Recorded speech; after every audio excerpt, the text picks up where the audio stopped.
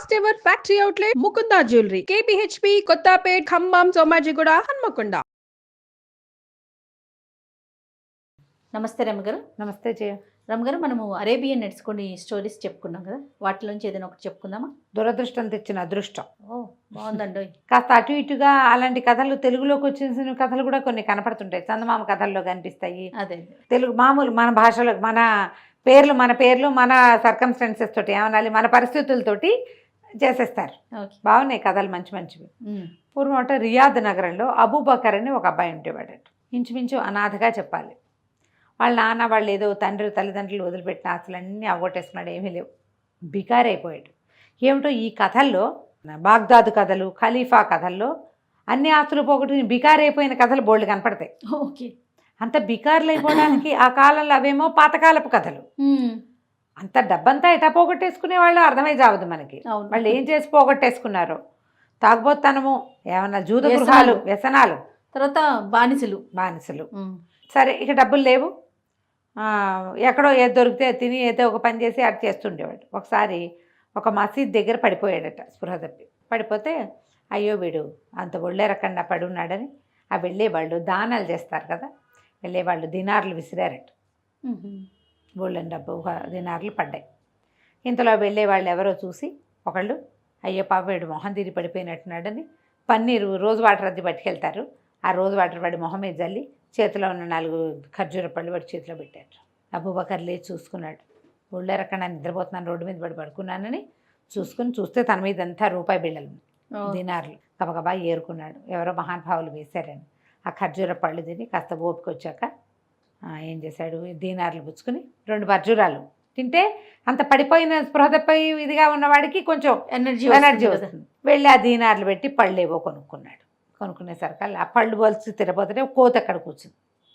వాడికేసే చూస్తుంటే ఏమనుకున్నాడు అబూబకర్, అయ్యో పాపం దీనికి నాకు మళ్ళీ ఎవరో ఉండుంటారు, తిండి కోసం చూస్తుంది అని చెప్పేసి పండు దాని చేతిలో పెట్టాడు. ఆ పట్టకటకా తినేసింది. 2 పండు వలిస్తే మళ్ళీ చూస్తోంది, మళ్ళీ ఇచ్చేసాడు. 6 డజన్ అరటిపళ్ళు కొంటే 6 అరటిపళ్ళు తినేసింది కోతి. ఏమనుకున్నాడు ఇతను, పోనీలే ఖర్జూరాలు తిన్నాం, ఓపిక వచ్చింది, ఇంకా దినార్లు ఉన్నాయి, కొనుక్కుందానిలే, ముందు ఓపిక వచ్చింది కదా అని ఏం చేశాడు, బయలుదేరి వెళ్ళాడు. ఆ కోతి కూడా అతను వెంట పడి వచ్చింది. వాడికి ఏమనిపించింది, ఎవరు దిక్కులేదు మనకి, మన వెనకాల ఎవడు రాడు, ఇదేమిటో మన వెనకాల వస్తుందో రానిచ్చాడు. ఏదో పలహారాల సాల్లోకి వెళ్ళాడు. ఒక దీనారం ఇచ్చి ఆహారం తీసుకున్న పళ్ళెలను పెట్టి కోతికి కూడా పెట్టి 6 అరటిపళ్ళు తినేసి ఇది కూడా తినేసింది. సరే, అక్కడి నుంచి బయలుదేరాడు ఎక్కడైనా పడుకోవడానికి. లోపలికి వెళ్తూ ఉంటే కోతి వాడిని అనుసరించే వస్తుంది. ఇదేటో వెంట వస్తుంది అనుకుని దగ్గరికి తీసుకున్నాడు. ఏమిటి దోస్తు, నువ్వు నాతో వస్తావా అని అడిగాడు. అడిగితే కోతి వాడికేసే చూస్తుంది. సరేలే పోదాం పదా అని ఆ కోతిని ఎత్తుకుని భుజం మీద ఎక్కించుకున్నాడు. నడిచిపోతుంటే ఒక పురాతన పాడుబడిపోయిన ఇల్లు ఒకటి ఉంది. వీడికి అక్కడ ఒక పగిలిపోయిన అద్దం ఉంటే చూసుకున్నాడు. జుట్టిట నిలబడి మాసిపోయిన గడ్డం, చింపిరి జుట్టు, చింకి గుడ్డలు, తన అవతారానికి ఎవ్వడు తన లోపలికి రానివ్వడు. ఏ బిల్డింగ్లోకి వెళ్దామన్నా, సత్రంలోకి వెళ్దామన్నా ఎవరు రానివ్వడు, బిచ్చగాడల్లే ఉన్నాడు. అది మన ఎవరు రానిస్తారు? పైగా నీలాంటి కోతిని వెంట పెట్టుకెళ్తే సత్రం వాడు అసలు రానివ్వడు. డబ్బులు చూపిస్తే పోనీ రానివ్వచ్చు, కోతలు తీసుకొస్తే ఒప్పుకోవద్దు. పొద్దున్నుంచి నా వెనకాల పడి తిరుగుతున్నావు, నిన్ను వదలటం నాకు ఇష్టం లేదు, ఇదే మన రాజమహల్, పద లోపలికి వెళ్దామని ఆ పాడుబడిన ఇంట్లోకి లోపలికి పోయాడు ఆ కోతితో సహా. లోపలికి వెళ్ళి ఆ కోతిని దించి ఏదో నేల తుడుచుకుని పడుకుందామని ఆ నేల తుడుస్తుంటే పక్కన దిబ్బిన కోతి ఉన్నట్టుండి ఒక అబ్బాయిగా మారిపోయింది. తెంగుమని చక్కగా ఉన్నాడు వాడు. ఉండేసరికి వీడు ఆశ్చర్యపోయాడు. అబూబకర్, ఏంటి ఇలా మారిపోయావు అంటే, నువ్వు చాలా మంచివాడివి, నీ వల్ల నా ఆకలి తీరింది, 3 రోజులుగా ఈ ఊళ్ళో తిరుగుతున్నా, ఎవ్వడూ నాకు తిండి పెట్టలేదు, నీకు వచ్చిన దినారు నీ అన్నం మానేసి నువ్వు తిండి మానేసి నాకు పెట్టావు, అరటిపళ్ళు వీడికే పెట్టేశాడుగా కోతికే, నేను నీ అదృష్టాన్ని, నీ దురదృష్టం ఇవాళ నుంచి పోయింది, నేను నీ అదృష్టాన్ని చూడు, నీ జీవితాన్ని బాగు చేసేస్తాను అంటే నిన్నేమని పిలవాలంటే హసన్ అని పిలవమన్నాడు. హసన్ వీడు అక్కడి నుంచి ఏం చెప్పాడంటే, నేను నీకు ఒక్కడికే కనపడతా, ఎవరికీ కనపడి, నేను నీకు డబ్బులు ఇస్తా, బయటికి వెళ్ళి చక్కటి బట్టలన్నీ కొనుక్కురా, శుభ్రమైన బట్టలు కట్టుకుంది కానీ హాయిగా ఉంది, కానీ నేను నీ నగరానికి రాజుని చేస్తాను నేను అన్నాడు. అదృష్టం కలిసి వచ్చింది. ఎటా వస్తుంటే వస్తాయి ఎటాగే అదృష్టాలు, ఏకంగా రాజే. ఈ దురదృష్టం పోయి అదృష్టం వచ్చేస్తుంది. అక్కడి నుంచి ఏం చేశాడు, బట్టలు మంచి బట్టలు వచ్చినాయి. చక్కగా వీడు శుభ్రంగా స్నానం చేసి తలకాయని ఇటుగా దువ్వుకుని స్నానశాలలు ఉంటాయి ఆ ఊళ్ళో. స్నానశాలకు వెళ్ళి చక్కగా తలంటి పోయించుకున్నాడు. బాగా వచ్చాడు, మంచి బట్టలు వేసుకున్నాడు. అక్కడి నుంచి హసన్ ఏం చేశాడు, ఒక దంతపు పెట్టిచ్చాడు. దాని నిండా బంగారపు వస్తువులు వేసి ఇచ్చాడు. నువ్వేం చేస్తావంటే ఈ దంత పెట్టుకుని రాజుగారి దగ్గరికి వెళ్ళు. రాజు దగ్గరికి వెళ్తే రాజుగారి ఈ వస్తువు చూసి చాలా సంతోషిస్తాడు. ఇది ఇక్కడ దొరికేది కాదు. మరి ఆయన ఏం కావాలి అని అడుగుతాడు. మీ అమ్మాయిని ఇచ్చి ఫరీదా బేగం నుంచి పెళ్లి చేయమని అడుగు. తెల్లబోయాడు అబూబకర్. ఇంకా నయం, రాజుగారి అమ్మాయిని పెళ్లి చేసుకోవడం ఏంటి? ఫరీదా బేగం మన మనుషులకి మనకి కంటికి కూడా కనబడదు. ఆ అమ్మాయిని పెళ్ళిట చేసుకుంటుంటే రాజు చేస్తాడయ్యా, నీకెందుకు? నేనున్నా కదా నీ అదృష్టాన్ని, చెప్పు అనేసరికి సరే ఒప్పుకున్నాడు. 2-3 రోజులు చక్కగా తిని బాగా తయారయ్యి మంచి బట్టలు వేసుకుని దంత పుచ్చుకొని రాజుగారి దగ్గరికి వెళ్ళాడు. సుల్తాన్ దగ్గరికి వెళ్తే బయట అంతకుముందు ఎప్పుడు ముష్టి వాళ్ళని ఇలా మురికి చింకిగుడ్డల వాళ్ళని ఆ రాజభవనపు రోడ్డు మీద కూడా రానివ్వరు సైనికులు. కానీ వీడిని చూసి జీహుజూర్ అంటున్నారు. ప్రతి వాళ్ళకి తలా ₹1 ఇచ్చుకుంటూ లోపలికి వెళ్ళాడు, దినారాలు ఇచ్చుకుంటూ. రాజుగారిని చూశాడు. రాజుగారు అన్నారు, అబ్బో ఎంతో బాగున్నాడు కుర్రాడు, ఎంత బాగున్నాడు. 27 అట్లా ఆ వయసు ఉంటుంది వాడికి. బాగున్నాడు, మంచి బట్టలు, చెంకీ పని దాని నిండా. ఈ ఊళ్ళో జరిగేవి కాదు, ఎక్కడదో ఈ వస్తువు, ఈ బట్ట. ఆ క్లాత్ చాలా బాగుంది, వాడి డ్రెస్సు బాగుంది, డ్రెస్సులో వాడు బాగున్నాడు, వాడు తెచ్చిన దంత పెట్టే ఇంకా బాగుంది. దంత పెట్టె చూసేసరికి రాజు ఆశ్చర్యపోయాడు. సుల్తాన్ తెరిచి చూస్తే ఏముంది, అందులోని వజ్రాభరణాలు అవి ఉన్నాయి. చాలా ఆశ్చర్యపోయాడు. మీకేం కావాలి, నేను మీకేం చేయగలనంటే, అంటే మీరు చేయగలరో లేరో అన్నాడు. ఏం కాదు, నువ్వు ఏది అడిగినా చేస్తాను అనేసరికల్లా సరే రాజు అన్నాడు, చెప్పు అనేసరికి మనవాడు అబూబకర్ చెప్పాడు, ఫరీదా బేగంని వివాహం చేసుకోవాలనుకుంటున్నాను, మీ అమ్మాయిని నాకు ఇచ్చి పెళ్లి చేయండి అన్నాడు. రాజుగారు గతుక్కుమన్నాడు. వజీర్ కేసి చూశాడు. వజీర్ దగ్గరకు వచ్చి నుంచున్నాడు. ప్రభు, మనం ఆలోచించద్దు జహాపన, ఎందుకంటే ఒక్కడే అబ్బాయిల్లే ఉన్నాడు, ఏమి ఫ్యామిలీ లేదు, ఎక్కడి నుంచో వచ్చాను, పురాతన కాలపు సంపదనలు ఉన్నాయని చెప్తున్నాడు. ఏం సంపద ఉందో కనుక్కుందాం. మనకైనా తాడు బొంగరాలు లేనివాడే కావాలి, మన అమ్మాయిని తీసుకుపోకూడదు, వాడు ఇక్కడే ఉండాలి. మనకంటే ఆస్తిపరుడు అయి ఉండాలి. ఎవరికైనా పిల్లని ఇచ్చేటప్పుడు ఆస్తిపరులు కావాలి. సరే బాగుందిగా, అందుకని సరే చేయమన్నాడు. వజీరే చెప్పాడు. సుల్తాన్ వారి దగ్గర అద్భుతమైన రత్నహారం ఒకటి ఉంది, కొన్ని కోట్ల ఖరీదు చేస్తుంది. మా రాజ్యం కంటే దాని విలువ ఎక్కువ.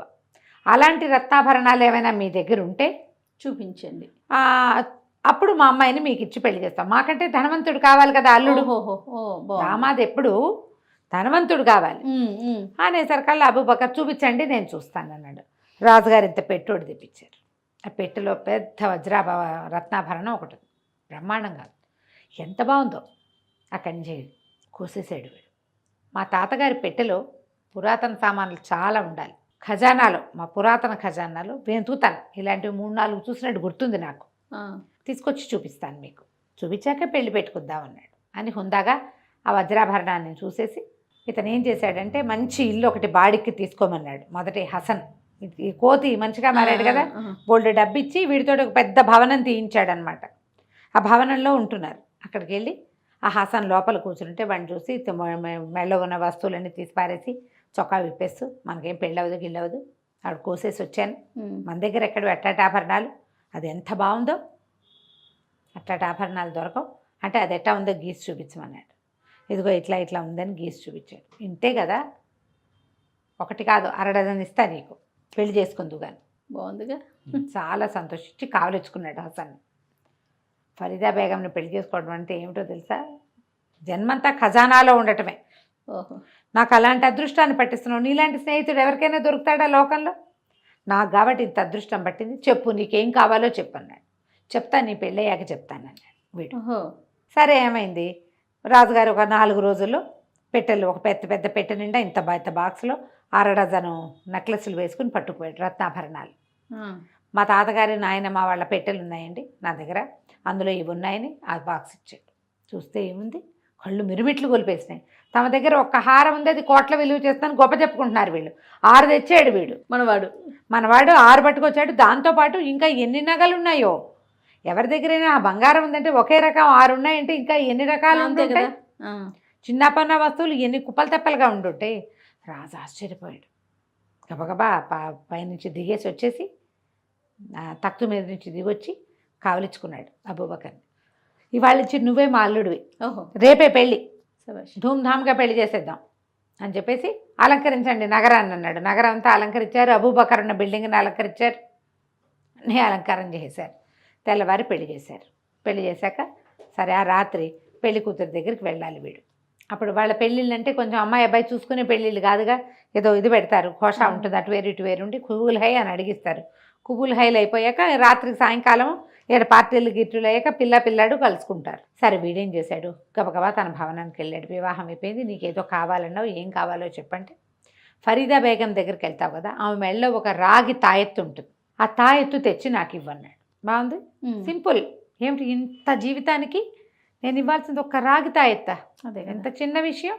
సరేననుకున్నాడు. అక్కడి నుంచి మధ్యాహ్నం అంతా గానా బజానాలు సాగినాయి. అందరూ తాగారు, తిన్నారు, ఊరంతా పండగ చేసుకుంటున్నారు. చీకటి పడేసరికల్లా ఈ అబ్బాయిని అంతఃపురంలోకి ప్రవేశపెట్టారు, అబూబకర్ని. వెళ్ళేసరికల్లా ఫరీదా బేగం చక్కగా అలంకరించుకుని కూర్చున్నది, మేలు ముసుగేసుకుని. అప్పుడు చెప్పింది, నువ్వు మొదటిసారి వస్తువు తెచ్చినప్పుడే నేను నిన్ను చూశాను, నువ్వు నాకు ఎంతో నచ్చావు, నేను నీ ప్రేమలో పడిపోయాను, నేను నీ దాన్ని అంది. అయితే సరే నీ మెడలో తాయెత్తు తీసి నాకు ఇచ్చేయన్నాడు. నేనే నీ దాన్ని అన్నప్పుడు తాయెత్తుకేముంది, తీసి ఇచ్చేస్తాను, ఇదిగో తీసుకో అని తీసి చేతిలో పెట్టేసరికల్లా ఆ తాయెత్తు పుచ్చుకుని ఉండి ఇప్పుడే వస్తానని పరిగెత్తుకుంటూ వెళ్ళిపోయాడు అబూబకర్ బయటికి. వెళ్ళటం గుర్రం ఎక్కి దౌడు తీసుకుంటూ తను బాగా పెట్టుకున్నాడుగా భవనం, ఆ భవనానికి పరిగెత్తుకుంటూ వెళ్ళేసరికల్లా అక్కడ కూర్చున్న హసన్కి ఆ తాయెత్తు ఇచ్చాడు. ఫరీదా నా కోసం వేచి ఉంది, వెళ్ళొస్తానన్నాడు. ఇంకెక్కడికి వెళ్ళేదని నెత్తి మీద ఒక్క పెట్టాడు ఆ హసన్. పెట్టడం ఏమిటో అంతే కథ. తెల్లారాక మెలకు వచ్చింది అబూబకర్కి.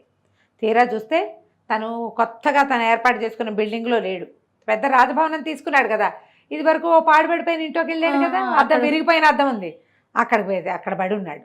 లేచి చూసుకున్నాడు, తన మీద ఒంటి మీద ఎలాంటి అలంకారాలు ఉన్నారు, కొత్త పెళ్లి కొడుకు, రాజుగారి కొత్తల్లుడు, ఇంకా మనుగుడుపులు కానీ పెళ్లి కొడుకు పాపం. బోళ్ళ నగలు కూడా వేశారు చేతులు, కానీ ఆభరణాలన్నీ అలంకారాలనే. అద్దం దగ్గరికి వెళ్ళి చూసుకుంటే ఇంకేముంది, చింపిరి చుట్టూ చీకిరి బాకిరిగా ఉన్న గడ్డము. మొదటి రోజున అద్దం చూసుకున్నప్పుడు తను ఏమిటో ఇవాళ అదే కాంతపోయాడు. అదేంటి నేను ఇలా అయిపోయాను, హసన్ నన్ను మోసం చేశాడు, వాడు నా అదృష్టం అన్నాడు, ఇదేంటి దురదృష్టంగా అయిపోయింది. ఇప్పుడు ఇంతకీ ఈ అదృష్టపు కథలో నాకు పెళ్లి కూడా అయ్యింది, అమ్మాయి నా భార్య, అదే కదా, అల్లా సాక్షిగా పెళ్లి చేసుకున్నాను. అక్కడి నుంచి పరిగెత్తి రాజభవనం దగ్గరికి వెళ్తే బయట నుంచి కేకలు పెట్టాడు. ఆ సైనికులంతా కొట్టిపారేశారు బండి. ఎవడరా నువ్వు, లోపలికి వస్తాను, నేనే మీ రాజుగారు అల్లుడిని అబూబకర్ని, ఫరీదా బేగం భర్తనంటే తిట్టారు అందరూ, కొట్టారు కూడాను. నువ్వు ఆ ఫరీదా బేగం మొగుడు ఏంటి, ఇప్పుడే ఆయన వచ్చాడు, అందరికీ గుప్పెడు బంగారం పంచిపెట్టాడు, ఆయన వచ్చి ఆ భార్యతో గడుపుతుంటే నువ్వు మధ్యలో నీగోలేమిటన్నారు. నిర్కాంతపోయాడు. అయ్యో బాబోయ్, నా రూపంలో ఎవరు వెళ్ళారు, తనకు తెలిసిపోయింది. ఇంకా హసనే తన రూపాన్ని తీసుకున్నాడు. బహుశా ఆ రాగి రేకు ఉండటం వల్ల ఇన్నాళ్ళు ఈ హసను అక్కడికి వెళ్ళలేకపోయాడు. ఎప్పుడైతే తాయెత్తు తీసేయబడిందో వీడు వెళ్ళిపోగలడు ఎక్కడికైనా. ఇంకేం చేస్తాడు, పెద్దగా కేకలు పెట్టాడు, ఊరంతా పిచ్చివాడిగా తిరుగుతూ ఉండిపోయాడు. రాజుగారి దగ్గరికి పరిగెత్తాడు. రాజుగారు లోపలికి రానివ్వలా, ఎవరు నమ్మరు. ఆ అబూబకర్ ఏం చేశాడు, అబూబకర్ ఆ రూపంలో ఉన్న హసను వాడికి ఏంటంటే చీకటి రాత్రి కావాలి, అమావాస్య వస్తే కానీ ఆ అమ్మాయి తన వశం కాదు, వాడి దగ్గర ఉన్న మంత్రశక్తులకి ఉండిపోయింది. అంతే. ఈ అబూబకర్ ఊరంతా తిరుగుతూ ఏడ్చుకుంటూ పిచ్చి కేకలు పెట్టుకుంటూ తిరుగుతుంటే ఒక దీని దగ్గర భోజనశాల దగ్గర సొమ్మసిల్లిపోయి పడిపోయి ఉండేసరికల్లా ఎవరో ఒక జ్యోతిష్కుడు అక్కడ కూర్చొని, మొహం బ్రహ్మాండంగా ఉంది, వీడేంటి ఇట్టా ఉన్నాడని, వాడి మొహం మీద నీళ్ళు చల్లండిరా, వాడి సంగతి ఏదో కనుక్కుందామన్నాడు. అనేసరికల్లా సరే లేవదీస్తే ఏదో ఆయన 2 రొట్టెలు కొని చేతిలో పెట్టి, ఏంట్రా కుర్రాడా నీ బాధ, శుభ్రంగా ఉన్నావు, కష్టపడి ఏ వ్యాపారమైనా చేసుకోవచ్చు, ఇట్లా ఎందుకున్నావు ఏంటంటే, నేనేం చెప్పనండి, నాకు ఒక కోతి కనపడింది, దాని పేరు హసను అని కథ అంతా చెప్పాడు. చెప్పగానే ఆయన అన్నాడు, అరే నీకు మేలు చేయాలనిపిస్తుంది, నిజానికి వాడొక మాంత్రికుడు, నువ్వు ఒక పని చెయ్యి, ఎలాగైనా సరే నేను ఒక తాయెత్తు ఇస్తా, ఆ తాయెత్తు వాడి మెడలో పడాలి, పడితే వాడు కోత అయిపోతాడు, ఆ కోతిని కాల్చి బూడిద చేసేయాలి, చంపేసేయాలి దాన్ని, అప్పుడే నువ్వు తప్పించుకోగలుగుతావంటే, నేను ఎట్లా వెళ్తానండి, కోటలోకి నన్ను రానివ్వరు అంటే, ఆ మార్గాలన్నీ నువ్వు చూసుకో, నీ తెలివి వాడుకో, నేను మాత్రం తాయెత్తు ఇస్తానని తాయెత్తు చేతిలో పెట్టాడు. తాయెత్తు జేబులో పెట్టుకున్నాడు. అటు తిరిగి ఇటు తిరిగి రూపాయి పుట్టే మార్గం లేదు. మళ్ళీ ఓ మసీదు దగ్గర సొమ్మసిల్లి పడిపోయాడు. మసీదులోకి వెళ్ళేవాళ్ళు పావలా అర్ధ మళ్ళీ దినార్లు పడేశారు. తెల్లారు లేచి చూసుకున్నాడు, తన మీద డబ్బులు ఉన్నాయి. సరే ఏం చేశాడు, ఇట్లా ఉంది కదా మన పని, ఇప్పుడు తిండి కాదు మనకు కావాల్సింది అని చెప్పి ఏం చేశాడు, శుభ్రంగా వెళ్ళి స్నానం చేసేసి ఆ డబ్బులతోటి మంచి బట్టల జత ఒకటి కొనుక్కున్నాడు. బట్టలు వేసుకున్నాడు. బట్టలు వేసుకుని ఏం చేశాడంటే ఆ ఊళ్ళల్లో మనకి రంగురాళ్ళు కొన్ని కనపడతాయి, తలతల్లాడే వజ్రాలు. వజ్రం కాదు, పాడు కాదు, గాజురాయి. ఊరికలా మెరుస్తూ ఉంటుంది. ఊరికే మెరుస్తూ ఉంటుంది. అక్కడి నుంచి ఏం చేశాడు, ఒక గులాబీల దండా కొన్నాడు.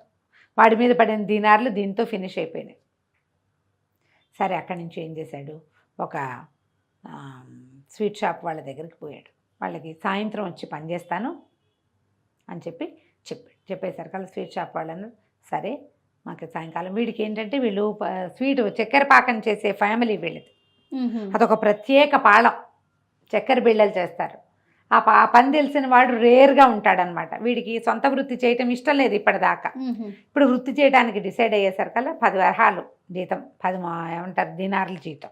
అయితే ఏమన్నాడు, ఒక 5 దినార్లు ఇప్పుడు ఇచ్చేయండి, పని మొత్తం ఈ నెలంతా పనిచేశాక తతిమా 5 దినార్లు ఇద్దరు, కానీ డబ్బు అవసరంలో ఉన్నానంటే వీళ్ళ ఫ్యామిలీ తెలుసు వాడికి. ఆ స్వీట్ షాప్ వాడు ఏం చేశాడు, 5 దినార్లు వీడి చేతిలో పెట్టాడు. వీడు 5 దినార్లు, గులాబీల దండ, మేలిమిగా అనబడే చవక రకం వజ్రము, ఆ రాయి పుచ్చుకుని మన రాజుగారి దగ్గరికి పోయాడు. బయట వరుసగా సైనికులు ఉంటారు కదా, తలా 1 దినారు చేతిలో పెట్టాడు.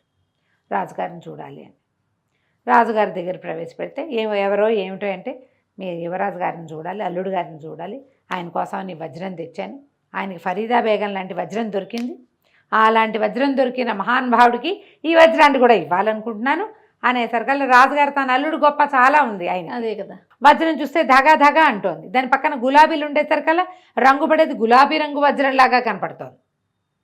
సరే అల్లుడు గారు రూముకి దారి తీయించాడు.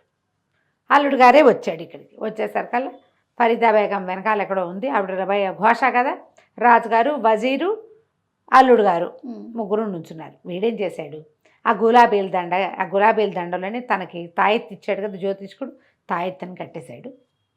దండ వేసేసరికల్లా ఆ వజ్రం చేతిలో పెట్టి ఆ దండ వేశాడు. వెయ్యటం ఏమిటి, మరుక్షణం అంత పొడుగునున్న హసన్ గాడు ఒకేసారి అబూబకర్ రూపంలోనే ఉన్నాడు కదా, కుదించిపోయి కోతి పిల్ల అయిపోయాడు. అయిపోవటం ఏంటి, వీడు ఒక్క ఎగిరెగిరి ఆ కోతిని గట్టిగా పుచ్చేసుకున్నాడు. సుల్తాను, వజీరు కేకలు పెట్టారు, ఎవడ్రా మా అల్లుడిని కోతిని చేసావు దుర్మార్గుడా అని అరిచర్చి కేకలు పెట్టారు. కేకలు పెడితే వీడు నిజంగా కోతేనండి, అబూబకర్ని నేను, నాకే మీ అమ్మాయి నుంచి పెళ్లి చేశారు మొన్న, నేనే మీకు వస్తువులు తీసుకొచ్చి చూపించాను అనేసరికల్లా, నువ్వే మోసగాడివి ఎందుకు కాకూడదు, నువ్వు మా అల్లుడిని ఇట్లా చేసి నువ్వే మోసగాడివేమో అని అన్నాడు రాజు. ఇంతలో ఒక జ్యోతిష్కుడు లోపలికి వచ్చాడు. ఆయన ఎవరు, వీడికి తాయెత్తు ఇచ్చినవాడు. ఓకే, ఇంతే కాదు, ఆ ఫరీదా బేగం మెడలో ఉన్న రాగి తాయెత్తు ఇచ్చింది కూడా ఆ జ్యోతిష్కుడు. ఓహో, ఆ జ్యోతిష్కుడు ఏం చెప్పాడంటే, కాదు ఇతనే మీ నిజమైన అల్లుడు, మనం 11వ ఏట కట్టాం తాయెత్తు, ఆ 11వ ఏట ఆ అమ్మాయి మీద ఒక అఘాయిత్యం జరిగింది. ఇట్లా మా మంత్రశాలి ఒకడు అఘాయిత్యం చేశాడు, మీకు జ్ఞాపకం ఉంది కదా, అప్పుడు నేను ఒక తాయెత్తు ఇచ్చాను, వాడు పెళ్లి చేసుకున్నాడు. ఇది ఎప్పుడైంది, పౌర్ణమి నాడు పెళ్ళయింది. 15 రోజుల్లో అమావాస్య వస్తే కనుక ఆ అమ్మాయి అతనికి స్వాధీనం పడిపోతుంది. అందుకోసం ఈ 15 రోజుల నుంచి ఈ పిల్లతో కాపురం చేయలేదు, ఈ వారం నుంచి ఇతను ఊరికే కబుర్లు చెప్తున్నాడు. అవునా కాదా అంటే, అవును రోజు కబుర్లు చెప్పుకుంటున్నామని చెప్పింది ఆమె. ఆ రాత్రి అయ్యేదాకా వీడికి అమ్మాయి అవేలు కాదు. ఇందులోకి లోపలికి కోటలోకి ప్రవేశించడానికి రాగిది అడ్డం ఉంటుంది కాబట్టి ఈ అబూబకర్ని పట్టుకున్నాడు. అబూబకరే మీ నిజమైన అల్లుడు అనేసరికి రాజు ఆశ్చర్యపోయాడు. ఆయన నుంచి సైనికులు పిలిపించి దీన్ని కాల్చి మసి చేయండి అంటే, ఆ కోతిని కాల్చేశారు, దాన్ని దహనం చేసేసారనమాట. 2 దెబ్బలు కొట్టి దహనం చేసేస్తే ఇంకా ఆ అమ్మాయి మీద నుంచి ఆ సాయ పోయిందనమాట. ఇంకా తాయెత్తులు గీతలు కట్టక్కర్లా. అబూబకర్ వెళ్ళి ఫరీదా బేగంని పెళ్లి చేసుకున్నాడు. పెళ్లి చేసుకోవడం ఆల్రెడీ పెళ్ళి అయిపోయింది కదా. తర్వాత ఇంకా భార్యాభర్తలు ఎంతకాలమో అక్కడే ఉన్నారు. సుల్తాన్ గారికి ఒక్కతే కూతురు, తర్వాత పిల్లలు పుడతారని చూశారు కానీ ఇంకా పిల్లలు కలగలేదు. ఈ అబూబకర్ ఫరీదా బేగంతో కాపురం చేసుకుంటూ హాయిగా పిల్లలు కానీ చాలా మంచి రాజుగా ఎందుకంటే ఈ మన మసీద్ దగ్గర 2 సార్లు ప్రజలు చేసిన దానమే అతన్ని కాపాడింది. అందుకని తప్పకుండా ప్రతి వాళ్ళు దానం చేయాలని ఒక శాసనం చేశాడట. చేసి చాలా కాలం ఆ రియాద్ రాజ్యాన్ని పరిపాలించాడు. కథ కంచికి మనం ఇంటికి. నమస్తే రమ్మగారు. నమస్తే.